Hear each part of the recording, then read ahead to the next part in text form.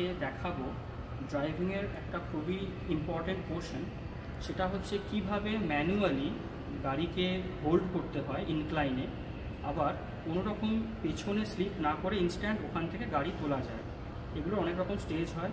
একটা হচ্ছে নর্মাল ব্রিজে, যেখানে হাফ ক্লাচে দাঁড় করিয়ে ওখান থেকে গাড়ি তোলা যায়। আরেকটু বেশি ইনক্লাইন হলে সেখানে হ্যান্ড ব্রেক দিয়ে সেখান থেকে তোলা যায়, কিন্তু আরও বেশি ইনক্লাইন হলে সেখানে কিন্তু হ্যান্ড ব্রেকেও কাজ হয় না। এরকম পরিস্থিতিতে কিভাবে গাড়িকে দাঁড় করিয়ে আবার ইনস্ট্যান্ট ওখান থেকে তোলা যায় সেটাই আজকে তোমাদের দেখাবো। চলো শুরু করা যাক। আমার এসপ্রেসো VXI প্লাস, আর এতে কিন্তু কোনো হিল হোল্ড ফেসিলিটি নেই। দেখতে পাচ্ছ ইনক্লাইনটা কত বেশি।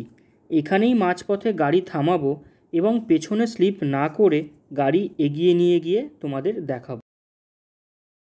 ইনক্লাইন অনেক বেশি হলে এবং মাঝপথে গাড়ি থামলে সেরকম অবস্থায় ক্লাচ এনগেজ, ব্রেক এনগেজ এবং গাড়ি ফার্স্ট গিয়ারে থাকে।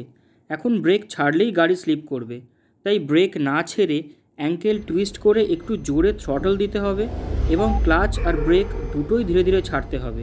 গাড়ি 1 ইঞ্চও পিছনে না গিয়ে সামনে এগোবে।